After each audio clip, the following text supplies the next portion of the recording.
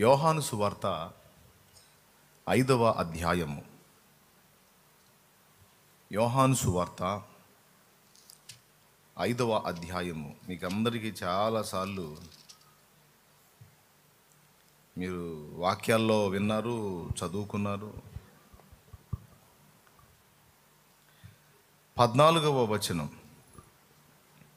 అటు తరువాత యేసు దేవాలయములో వాణ్ణి చూచి, ఇదిగో స్వస్థత నొందితివి, మరి ఎక్కువ కీడు నీకు కలుగుకున్నట్లు ఇకను పాపము చేయుకుమని చెప్పగా వాడు చాలు చాలు చాలు ఇదిగో స్వస్థత నొందితివి, మరి ఎక్కువ కీడు నీకు కలగకుండున్నట్లు ఇకను పాపము చెయ్యకుమని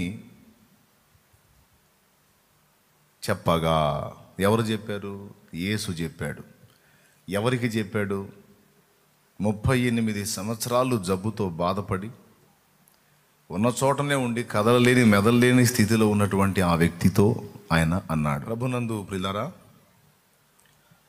బైబిల్ గ్రంథంలో యేసుక్రీస్తు ప్రభు ఓన్లీ ఆత్మ సంబంధమైన విషయాలను గురించి మాత్రమే కాదు, ఈ భూమి మీద మానవుడు జీవించేటువంటి ఈ ఆయుష్కాలం, ఈ 90 ఏళ్ళు 100 ఏళ్ళు, ప్రస్తుత ఆయు పరిణామం 90 ఏళ్ళు అనుకోండి. ఈ 90 సంవత్సరాలు జీవిత కాలంలో ఈ శరీర సంబంధమైనటువంటి సంగతుల విషయంలో కూడా ఆయన కొన్ని విషయాలు మాట్లాడాడు. యేసు ప్రభువారు ఆత్మలను నరకం నుండి కాపాడటమే కాదు, ఆత్మల రక్షణ కోసం ప్రాణం పెట్టడానికి మాత్రమే కాదు, నశించిన దాన్ని వెదకి రక్షించుటకు మాత్రమే కాదు, అపవాది క్రియల్లో లయపరచడానికి కూడా ఆయన వచ్చాడు. అంతేకాదు, మనుషులకు దేవుని ప్రేమ, కనికరం, జాలి, దయ ఎట్టిదో, ఆయన నీతి, న్యాయం, పరిశుద్ధత, పరిపూర్ణత, ఆ కృప ఎట్టిదో అవగాహన కల్పించడానికి కూడా ఆయన వచ్చాడు. అందులో భాగంగానే మనుషుల్ని 2 విధాల ఆయన సంధించినట్టు లేఖనాల్లో నేను గుర్తించాను. 1 ఆత్మ సంబంధంగా, 2 భౌతికంగా అంటే శరీర సంబంధంగా కూడా. యేసు ప్రభు జస్ట్ ఆత్మను మాత్రమే రక్షిస్తాడు. శరీర సంబంధమైన అవసరాల కోసం ఆయన్ని ఆశ్రయించకండి, శరీర సంబంధమైన సమస్యల కోసం ఆయన్ని ఆశ్రయించకండి అని బైబిల్ చెప్పలేదు. మన ఆత్మకు కావలసినటువంటి అవసరతలు ఆయనే తీర్చాలి, మన శరీరానికి సంబంధించినటువంటి అవసరతల విషయంలో కూడా ఆయన మనం ఆధారపడదగిన వాడే అనే ఈ 2 విషయాలు నేను గుర్తించాను. అయితే మెయిన్ ఎక్కువ విలువ ఆత్మ సంబంధమైన వాటికే ఇవ్వబడింది, శరీర సంబంధమైన వాటికి తక్కువ ఇవ్వబడింది. అలాగని శరీర సంబంధమైనవి ఆహారం, వస్త్రం, స్వస్థత, అక్కరలు, సమస్యల పరిష్కారం, వ్యాధుల నుండి స్వస్థత ఇత్యాది విషయాలను గురించి ఆయన ఏమీ చెయ్యలేదు అంటానికి లేఖనం ఒప్పుకోదు. ఆత్మ సంబంధంగాను భౌతికంగాను 2 విధాల ప్రభు తన ఎదుట దీనులైన వారికి సహాయపడ్డాడు. ఇది తిరుగులేని విషయం. అయితే ఆత్మ సంబంధమైన విషయాలను తక్కువ చేసేసి ఓన్లీ శరీరపరంగా దేవుడు నిన్ను అలా చేస్తాడు, ఇలా చేస్తాడు, దీవిస్తాడు, నీకెందుకు, నువ్వు ఇలాగైపోతావు, అలాగైపోతావు, కోట్లు సంపాదిస్తావు, బిల్డింగులు కడతావు, పొలాలు సంపాదిస్తావు, ఆస్తులు సంపాదిస్తావు, అందల మీద కూర్చుంటావు, కుప్పల మీద కూర్చుంటావు, అది ఇదని చెప్పే మాటలు నేను ఒప్పుకోను. అలాగని అసలు శరీర సంబంధమైన అవసరాలకు ఆయన ఆశ్రయించటం తప్పు అన్న మాటతో కూడా నేను ఏకీభవించలేను. కొంతమంది అతివాదులు ఉన్నారు. అయితే అతివృష్టి లేకపోతే అనావృష్టి అన్నట్టు అతివాదులు ఏంటంటే పూర్తిగా యేసు ప్రభుని జస్ట్ మన భౌతికమైన అవసరాలు, అక్కరలు తీర్చి మనకు శరీరపరంగా కావలసిన సమస్తం సమకూర్చేటువంటి ఒక యంత్రంలాగా చూపించేటువంటి మహానుభావులు ఉన్నారు. మరికొంతమంది అస్సలు శరీర సంబంధమైన వాటి గురించి ఆయన ముందు ఎత్తనే కూడదు, ఆయన కేవలం ఆత్మకు సంబంధించిన దేవుడు మాత్రమే. అన్నట్లుగా చూపించినటువంటి వ్యక్తుల్ని కూడా కొందరిని నేను చూశాను. ఈ రెండు తప్పే. యేసు ప్రభు మన ఆత్మ సంబంధమైన జీవితానికి సహాయకుడు, శరీర సంబంధమైన జీవితానికి సహాయకుడు. ఈ రెండు బ్యాలెన్స్గా ఉంటాడు ఆయన. ఈ రెండిటి విషయంలో దేవుడు బ్యాలెన్స్గా ఉంటాడు. ఇది అందరూ గ్రహించాల్సినటువంటి విషయం. ఇక్కడ మనం చదువుకున్న వచనంలో జరిగిన సంఘటన ఏమిటో మీకు అందరికీ తెలుసు. బేతెస్దా అనేటువంటి ఒక కోనేరు ఉంది. ఆ కోనేరుకి చుట్టూ 5 మంటపాలు ఉన్నాయి. అయితే ఆ కోనేరుకు ఒక స్పెషల్ ఉంది. దేవదూత రోజుకో, 2 రోజులకో, 3 రోజులకో, 4 రోజులకో, 5 రోజులకో, వారానికో, ఉదయమో, మధ్యాహ్నమో, సాయంత్రమో ఏదో టైంలో సడన్గా వచ్చి నీళ్లు కదిలించి వెళ్ళడం జరుగుతుంది. అంటే అప్పటిదాకా నిర్మలంగా ఉండేటువంటి నీళ్లు ఓ మనిషి వచ్చి కదిలిస్తే ఎలాగా సప్పుడైపోయి నీళ్లు కదిలిపోతాయో అలాగా కదిలించటం అనేది ఉంది. ఓ దేవదూత. అలాంటి అద్భుతం చూడటానికి ఒకటి. రెండవది ఏంటంటే, ఆ దేవదూత నీళ్లు కదిలించడం జరిగినప్పుడు ఎవరైతే ముందుగా వచ్చి ఆ నీళ్ళలో దూకుతారో వాళ్ళు ఎలాంటి వ్యాధి గలవారైనా స్వస్థత పొందటం అనేది జరుగుతుంది. ఇది అక్కడ బాగా వాడుకలో, ప్రచారంలో ఉన్నటువంటి విషయం. అందుకని ఊచకాలు చేతులు గలవారు, గుడ్డివారు, కుంటివారు, రకరకాల జబ్బులతో ఉన్నోళ్ళు ఆ కోనేటి దగ్గర ఉన్న మంటపాల్లో గుంపులుగా పడి ఉండేవాళ్ళు. వాళ్ళ బంధువులు వాళ్ళని తీసుకొచ్చి ఆ దూత నీళ్ళు ఎప్పుడు కదిలిస్తాడో అప్పుడు వాళ్ళని తీసుకెళ్ళి వేసేయడానికి రెడీగా ఉండేవాళ్ళు. అయితే అక్కడ విషయం ఏంటంటే, ఎవరు ముందుగా దూకుతారో, ఎవరు ముందుగా దిగుతారో వాళ్ళు ఎట్టి వ్యాధి గల మనుషులైనా స్వస్థత పొందుతారు. అలాంటి అద్భుతమైన స్థలంగా అది ఉంది. కాబట్టి చాలామంది ప్రజలు గుంపులుగా పడున్నారని రాయబడింది. ఓ రోజు యేసు ప్రభు వారు ఆ ప్రాంతానికి వెళ్ళాడు. యేసు ప్రభు ఎక్కడుంటే అక్కడ కొంతమంది ఫాలోవర్స్ ఉండేవాళ్ళు. ఆయన దగ్గర తప్పులు దొరకబుచ్చుకుందామని కొందరు ఉండేవాళ్ళు. యేసు ప్రభు అక్కడ తిరుగుతున్నాడు ఆ మంటపాల్లో.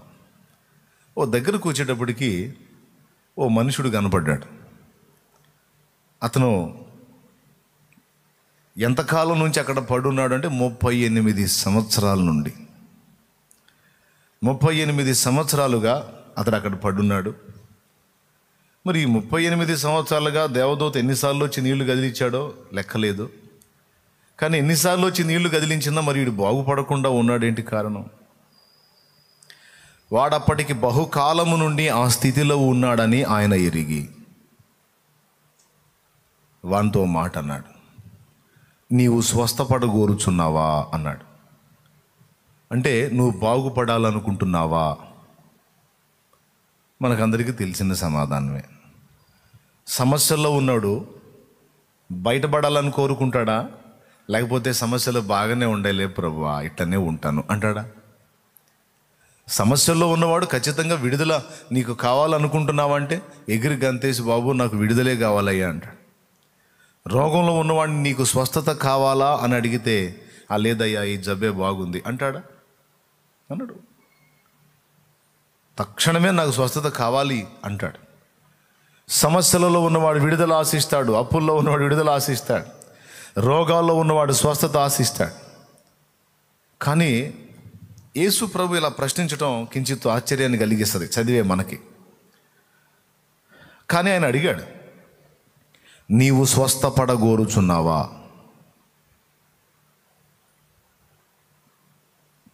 అప్పుడు అతను అన్నాడు, అయ్యా స్వస్థపడాలని లేకపోతే మరి ఎందుకు వస్తాను ఇక్కడికి?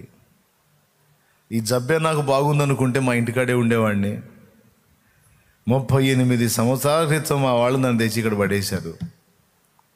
ఈ 38 ఏళ్ళుగా నేను నిరీక్షిస్తానే ఉన్నాను ఆ కోనేటిలోకి దూకి బాగుపడతానని. కానీ దూత వచ్చి నీళ్లు కదిలించు టైంలో నన్ను తీసుకెళ్ళి అందులో వేసేవాడు ఎవరు దొరకలేదు.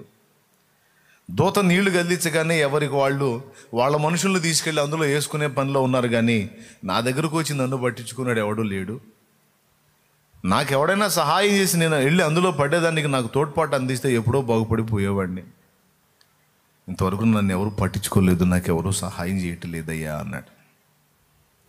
అంటే యేసు ప్రభు అతని ముందుకు వచ్చి నువ్వు స్వస్థపడ కోరుచున్నావా అని అడిగినప్పుడు అతడు ఈ సమాధానం ఎందుకు చెప్పాడంటే, నువ్వు బాగుపడాలని ఉంటే మరి ఇన్ని సంవత్సరాలుగా ఇక్కడ ఏం చేస్తున్నావురా, ఎప్పుడో దూకి బాగుపడేది ఉండే, నువ్వు ఎందుకని ఇట్లానే పడున్నావు అని ఆ టైపులో అడిగాడేమో అని దానికున్న లాజిక్ చెప్పాడనమాట. బాగుపడాలని నాకు ఉంది, కానీ నన్ను తీసుకెళ్ళి అందులో వేసేవాళ్ళు లేరు. అంటే వాని ఆలోచన ఏంటంటే, ఇంతమంది తిరిగారు, ఆకలి అవుతుందా, ఏమన్నా తింటావా అని అడిగారు, ఏమన్నా కావాలా అని అడిగారు, ఏమన్నా చెయ్యాలా అని అడిగారు, ఏవో రకరకాలుగా చెప్పారు, చేశారు. ఇంతవరకు ఎవ్వరూ అడగని ప్రశ్న ఇది. బాగుపడాలని నాకుంది అని నేను ఇతనికి చెప్తే, అవసరమైతే ఇతను నా దగ్గర కూర్చొని దూత నీళ్లు గదిలిచ్చినప్పుడు ఈయన తీసుకెళ్ళి నన్ను అందులో ఎత్తాడేమో అని ఆ సమాధానం చెప్పాడు అన్నాడు. బాగుపడాలని నాకుంది, కానీ దూత నీళ్లు గదిలిచ్చినప్పుడు నన్ను అందులో తీసుకెళ్ళి వేసేవాళ్ళు ఎవరు లేరంటే, యేసు ప్రభు ఏం భయపడవాకు నేను వేస్తాలే అంటాడేమో అని. కానీ యేసు ప్రభు నోటి నుంచి అతడు ఆశించిన ఆ మాట రాలా. పూర్తిగా దానికి భిన్నమైన మాట వచ్చింది. ఏమన్నాడో ఒకసారి చదువు. యేసు నీవు లేచి నీ పరిపెత్తుకుని నడుమని వానితో చెప్పగా వెంటనే వాడు స్వస్థత నొంది తన పరిపెత్తుకుని నడిచెను. యేసు ప్రభు వారు వెంటనే నువ్వు స్వస్థపడ కోరుచున్నావా అన్నప్పుడు అతడు ఆ సమాధానం చెప్పాడు కదా, నేను తీసుకెళ్ళి నిన్ను కోనేట్లో ఏట్లో వేయటం కాదురా పిచ్చోడా, లే నీవు లేచి నీ పరిపెత్తుకుని నువ్వు నడు అన్నాడు. ఆ మాట ఎప్పుడైతే ప్రభు నోట నుంచి రిలీజ్ అయిందో వెంటనే వాడి బాడీలో ఒక రకమైనటువంటి కదలిక జరిగింది. దేవునికి మహిమ. ఆ బాడీలో అంతవరకు చచ్చుబడిపోయి ఉన్నటువంటి నరాలు ఒక్కసారిగా కరెంట్ షార్ట్ తగిలితే మనకి జిల్ అన్నట్టుగా యేసు ప్రభు నోట నుండి ఆ వాక్ ఎప్పుడైతే రిలీజ్ అయిందో, నీవు లేచి నీ పరుపెత్తుకొని నడు అనే వాక్ ఎప్పుడైతే విడుదలైందో వెంటనే వాడి బాడీ మొత్తం కూడా ఒక షాక్ గురైనట్టుగా కదిలాడు. ఇంతవరకు ఎప్పుడూ జరగనటువంటి ఒక కార్యం అతని శరీరంలో జరుగుతుంది. 38 సంవత్సరాలుగా చలనం లేకుండా పడిపోయినటువంటి అతని అవయవాలు తిరిగి పని చేయటం మొదలుపెట్టాయి. కాళ్ళు కదిలిచ్చాడు, కాళ్ళు కదులుతున్నాయి. చేతులు కదిలిచ్చాడు, చేతులు కదులుతున్నాయి. నడుం కదిలిచ్చాడు, నడుం సపోర్ట్ చేస్తుంది. ఈ ఆశ్చర్యాన్ని చూసి అతను విస్తుపోయి లేచి నీ పరుపెత్తుకున్నాడు అనగానే అతడు లేచి నిలిచి తను తాను చూసుకొని ఆశ్చర్యానికి గురై రెండో మాట ఏం చెప్పాడు, పరుపెత్తుకొని నడవమన్నాడు. ఆ పరుపు చుట్టేసుకొని నెత్తి మీద పెట్టుకున్నాడు. అది విశ్రాంతి దినం.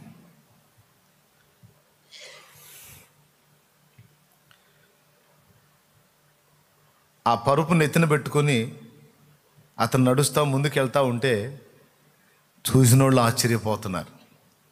ఎందుకంటే 38 సంవత్సరాల సీనియర్ పేషెంట్ కదా, జూనియర్ పేషెంట్లందరికీ పరిచితుడే కదా.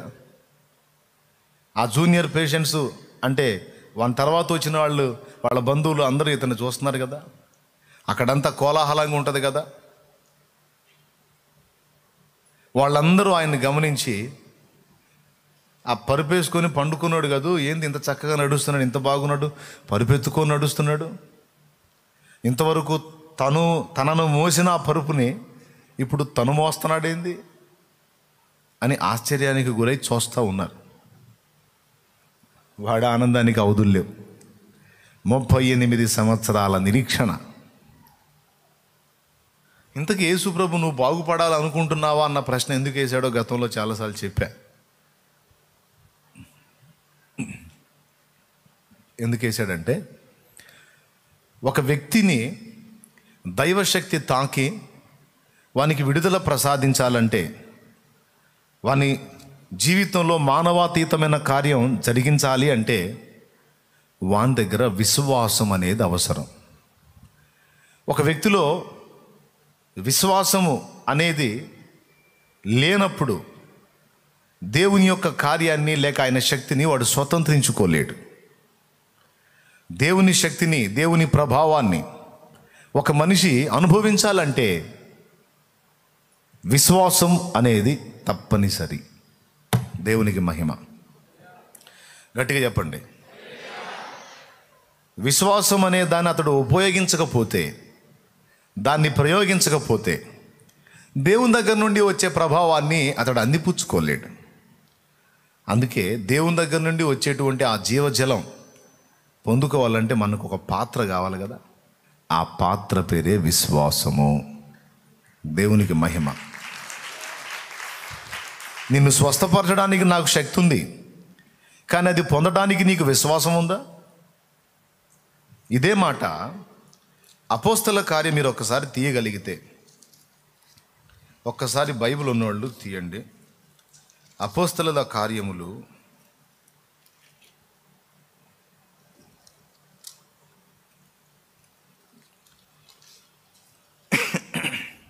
14వ అధ్యాయము 7-8 వచనాల నుంచి చూడు. లుస్త్రాలో బలహీన పాదములు గల ఒకడుండెను. అతడు పుట్టినది మొదలుకొని కుంటివాడై ఎన్నడూనూ నడువలేక కూర్చుండి ఉండువాడు. అతడు పౌలు మాట్లాడుట వినెను. పౌలు అతని వైపు తేరి చూచి స్వస్థత పొందుటకు అతనికి విశ్వాసముండెనని గ్రహించి, అద్దుగో ఆ మాట రౌండ్ కొట్టాలి. అతడు పౌలు మాట్లాడుట వినెను. పౌలు మాట్లాడటం చూశాడు, విన్నాడు. విన్న తర్వాత పౌలు అతని వైపు చూశాడు. ఆ లుస్త్రలో ఉన్న ఆ అవిటివాడి వైపు చూశాడు. అప్పుడు పౌలు గారికి ఒకటి అర్థమైంది. ఏంటంటే, స్వస్థత పొందటానికి కావలసిన విశ్వాసము ఆ వ్యక్తి దగ్గర ఉంది అని పౌలు గుర్తించాడు. మళ్ళీ ఒక్కసారి అదే విషయం చదువు నాన్న. లుస్త్రాలో బలహీన పాదములు గల ఒకడుండెను. అతడు పుట్టినది మొదలుకొని కుంటివాడై ఎన్నడూనూ నడువలేక కూర్చుండి ఉండువాడు. పుట్టినది మొదలుకొని కుంటివాడు. అతడు పౌలు మాట్లాడుట వినెను. అతడు పౌలు మాట్లాడుట వినెను. వినండి ఒక మాట. వినుట వలన ఏం కలుగుద్ది అన్నాడు? వినుట వలన విశ్వాసము కలుగును. వినుట క్రీస్తును గూర్చిన మాట వలన కలుగును. విశ్వాసం అనేది మనలో ఎలా పుట్టిద్ది అంటే వినుట ద్వారా పుట్టుతుంది. ఇలాగా కలిగినటువంటి విశ్వాసం, అందరి విశ్వాసం ఒకే పరిధిలో, ఒకే స్థాయిలో, ఒకే కొలతలో ఉండదు. కొంతమందికి పరిపూర్ణ విశ్వాసం ఉందన్నాడు పౌలు, కొంతమందికి అపరిపూర్ణ విశ్వాసం, అల్ప విశ్వాసం ఉందన్నాడు. అల్ప విశ్వాసం, అపరిపూర్ణ విశ్వాసం. అల్ప విశ్వాసం అనే మాట యేసయ్య కూడా వాడాడు. పేతురు నీళ్లలో మునిగినప్పుడు అల్ప విశ్వాసి ఎందుకు సందేహపడితివి అన్న పదం అక్కడ ప్రభు వాడతాడు. అంటే విశ్వాసం ఉంది కానీ అల్పంగా ఉంది. అలాగే పరిపూర్ణ విశ్వాసం, అపరిపూర్ణ విశ్వాసం అనే మాటలు ఎక్కడ వాడబడ్డాయంటే, అపోస్తలుడైన పౌలు కొరింథీయులకు రాసిన మొదటి పత్రిక 13వ అధ్యాయము 1వ వచనం నుంచి చూస్తే కనపడదు. చూడండి తొందరగా. మనుషుల భాషలతోనూ దేవదూతల భాషలతోనూ నేను మాట్లాడినను ప్రేమ లేని వాడునైతే మ్రోగిడి కంచును కణగణలాడు తాళమునయ్యుందును. ప్రవచించు కృపావరము కలిగి మర్మములన్నీయు జ్ఞానమంతయు ఎరిగిన వాడనైనను కొండలను పెకిలింపగల పరిపూర్ణ విశ్వాసం గలవాడనైనను. కొండలను పెకలింపగలిగిన పరిపూర్ణ విశ్వాసం. అంటే కొండను పెకలించాలి అంటే అది కూడా సాధ్యమేనట. అయితే దానికి విశ్వాస పరిధి మించాలి. దానికి పరిపూర్ణ విశ్వాసం కావాలి. కొద్దిపాటి విశ్వాసం కాదు. కొండను పెకలింపాలి అంటే పరిపూర్ణ విశ్వాసం కావాలి. అంటే కొండలను పెకలించి వేయగలంత పరిపూర్ణ విశ్వాసం గలవారు ఉన్నారు. అంతటి విశ్వాసం లేదు, ఏదో కొద్ది గొప్ప విశ్వాసాన్ని బట్టి చిన్న చిన్న విజయాలు చూసేవాళ్ళు కూడా ఉన్నారు. కొంతమంది భక్తుల్లో మనం ఆ పరిపూర్ణ విశ్వాసాన్ని గుర్తించగలం. అలాంటి విశ్వాసాన్ని బట్టి వాళ్ళు మానవాతీతమైన కార్యాలు చేశారు, చాలా గొప్ప కార్యాలు చేశారు. అసిసి వాసియగు ఫ్రాన్సిస్ గారి గురించి నేను చదివిన దాని గురించి మాట్లాడినప్పుడు కింద కామెంట్స్ అసలు ఎవడెవడు ఏమేమి పెట్టారనేది అప్పుడప్పుడు ఏదన్నా నేను మాట్లాడిన మెసేజ్ ఏదన్నా పోస్ట్ నాకే వస్తుంటుంది. ఒక్కోసారి ఎవరో తీసి ఒక ముక్క కట్ చేసి అప్లోడ్ చేస్తారు, అది నాకు కూడా వచ్చింది. ఆ సెల్ ఫోన్లో ఎప్పుడన్నా నేను చూసినప్పుడు ఆ కింద అసలు దీని గురించి ఎవరెవరు ఏమేమి స్పందించారని కామెంట్స్ అబ్జర్వ్ చేస్తా. ఒకడు ఆహా ఏం చెబుతున్నావు కథలో అని పెట్టాడు. ఆహా ఏం చెబుతున్నావు కథలో అని పెట్టాడు. మరి వాడు కడుపుకి ఏం తింటున్నాడో నాకు అర్థం కావట్లేదు. కడుపుకు వాడు ఏం తింటున్నాడో నాకు అర్థం కావట్లేదు. ఎట్లాంటి ఆ విమర్శ చేసినోడు వాడు విశ్వాసం అవిశ్వాసం అనుకోవటానికి లేదు. విశ్వాసం మళ్ళా విశ్వాసం అంటే నేతి బీరకాయ అన్నమాట, నెయ్యి లేని బీరకాయ.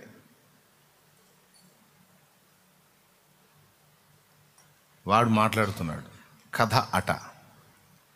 యేసుప్రభు వారు చెప్పాడు, నేను చేయుచున్న ఈ కార్యములను నా యందు విశ్వాసముంచువాడు కూడా చేస్తాడు, వీటికంటే ఎక్కువ చేస్తాడు అని కూడా ఆయన అన్నాడు. వాని యొక్క విశ్వాస పరిధిని బట్టి, దేవునికి ఆ భక్తుడు ట్యూన్ అయ్యే విధానాన్ని బట్టి, దేవునికి ఆ భక్తుడు అనుసంధానం అయ్యే తీరును బట్టి, దైవశక్తి అతడు గ్రహించుకున్న దాన్ని బట్టి కార్యాలు ఉంటాయి. అద్భుతాలు చేయడు దేవుడు. 9 కృపావరములలో అద్భుత కార్యములు చేయు శక్తి అనే వరం లేదు. ఈ నిద్రమోహం వాళ్ళు బైబిల్ చదవరు, భక్తుల గురించి తెలుసుకోరు, దేవుని వాక్యాన్ని ధ్యానించరు. ఏదో ఒక బోధ వింటాం, ఆ బోధలో స్వస్థతలు లేవు, దేవుడు అద్భుతాలు చేయట్లేదు, ఆగిపోయింది, అప్పుడెప్పుడు అయిపోయింది అనే బోధలు ఆ ప్రసంగాలు వింటాం. వాటినే పట్టుకొని వేళ్ళూనుకొని దానికి కొంత మానవ తర్కాన్ని జోడించుకొని దాన్ని బట్టి పనికిమాలిన మాటలన్నీ మాట్లాడుతూ ఉంటారు. అసిసి వాసియగు ఫ్రాన్సిస్ అనేటువంటి దైవజనుడు, ఆయన స్టోరీ మీకు దొరుకుతుంది. లెమన్స్ ఇవాంజలికల్ ఫెలోషిప్ వారు ఆ భక్తుల చరిత్రలు, చాలామంది భక్తుల చరిత్రలు గ్రంథస్థం చేశారు. వాళ్ళు ఒక ధన్యకరమైన సేవ చేశారు. ఏంటి ఆ గొప్ప సేవ అంటే, భక్తుల చరిత్రలు గ్రంథ రూపంలో మనకిచ్చారు. చాలామంది దైవజనుల స్టోరీస్ మీకు వాళ్ళ దగ్గర కూటాలలో పుస్తకాలు పెడతారు, లేదంటే ఒక బుక్ ఏదన్నా మీకు దొరికితే అక్కడ అడ్రస్ ఉంటుంది, మీరు కానీ ఫోన్ చేసి అడగలిగితే పంపిస్తారు అవసరమైతే. మన స్టాల్లో కూడా కొన్ని బుక్స్ ఉన్నాయి. అవి ఉన్నాయో లేవో, ఉన్నాయా? ఉన్నాయి. నేను చెప్పే భక్తుల చరిత్రలు అందుబాటులో ఉంచండి అని చెప్పాను, కొన్ని తెచ్చిపెట్టారు. నా జీవితంలో నేను కూడా కొన్ని కార్యాలు చూశాను, దేవుని స్పష్టమైన కార్యాలు. సరే, ఒక అవిశ్వాసి అనేవాడు విమర్శిస్తే నాకు లెక్కలేదు, కానీ విశ్వాసులుగా ఉన్నామని చెప్పుకుంటూ విశ్వాసులైన వాళ్ళు కూడా దేవుని శక్తివంతమైన కార్యాలు నమ్మలేకపోవడం ఎంత దరిద్రతో చూడండి. దేవుడు బలవంతుడంట, కానీ ఒకప్పుడు అద్భుతాలు చేశాడంటే ఇప్పుడు సరుకు అయిపోయిందంట దేవుడికి. దేవుడు అద్భుతకరుడే కానీ ఒకప్పుడు అంట ఇప్పుడు చేయలేడంట. ఎవడు చెప్పాడు బాబు? ఎవడు చెప్పాడు? ఆ సాధన లేదు, ఆ పట్టుదల లేదు, ఆ విశ్వాసం లేదు, ఆ నిరీక్షణ లేదు, ఆ కనిపెట్టుట లేదు అని నువ్వు నీ లోపాలు, నీ దోషాలు ఒప్పుకో. పైకి భక్తి గలవారి వలె ఉండి దాని శక్తిని ఆశ్రయించని వారు నై ఉందురు, అనుభవించని వారై ఉందురు అన్నాడు.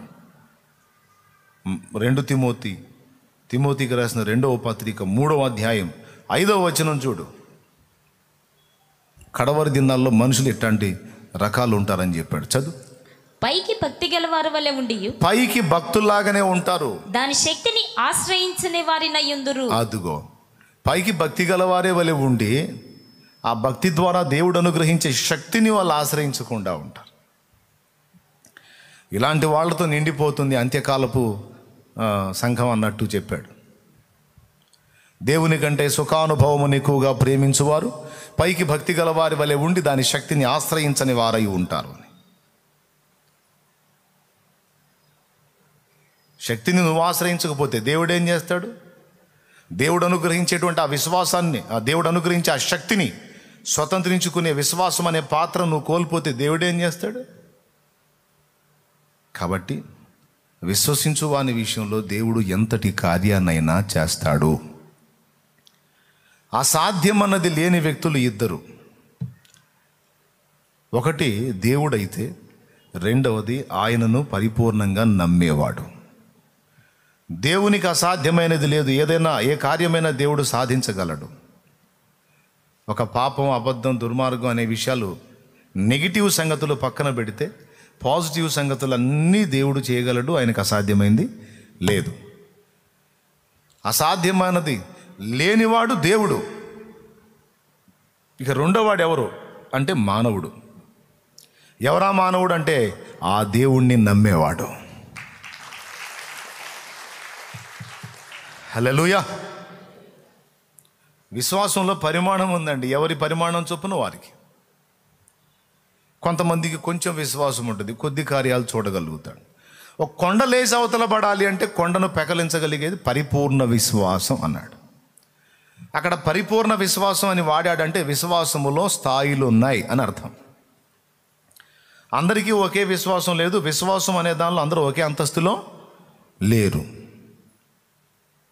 ఓకే, నువ్వు ఎంతగా విశ్వసించి దేవుని దగ్గర నిలవగలుగుతావో అంతగా దేవుని దగ్గర పొందగలుగుతావు. నువ్వు 1/2 లీటర్ బాటిల్ తీసుకెళ్ళి దేవుని ముందు నిలిచి దేవా దీన్ని నింపంటే 1/2 లీటరే వస్తుంది, కానీ 2 లీటర్లు వచ్చిద్దా? నీ పాత్ర సైజు ఎంత? 1/2 లీటరు.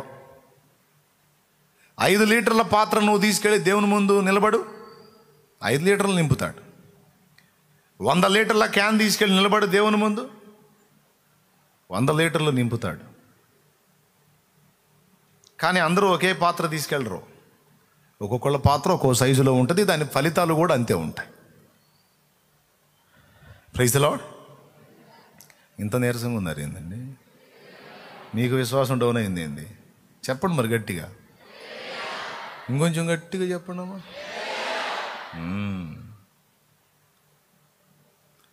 అప్పుడెప్పుడు అద్భుతాలు చేయటం కాదు, ఇప్పుడు కూడా దేవుడు చేయగలడు. అప్పుడెప్పుడో భక్తుల ప్రార్థనలకు జవాబులు ఇచ్చి గొప్ప కార్యాలు చేయటం కాదు, ఇప్పుడు కూడా చేయగలడు, చేస్తున్నాడు, చేస్తూనే ఉంటాడు రెండవ రాకడ వరకు. అందులో మార్పే ఉండదు. భక్తులు మారారు కానీ ప్రభువు మారలేదు. భక్తులు మార్పు చెందారు కానీ యేసయ్య మారలేదు, మారడు కూడా. ఆయన శక్తి ఎప్పుడూ తక్కువ కాదు. కాబట్టి ఎందుకన్నాడు నీవు స్వస్థత పొందగోరుచున్నావా అని? ఎందుకన్నాడంటే అతన్ని స్వస్థపరిచే శక్తి ప్రభు పంపుతాడు అతని మీదికి. కానీ దాన్ని స్వతంత్రించుకోవడానికి విశ్వాసం అనే పాత్ర వాని దగ్గర ఉండాలి.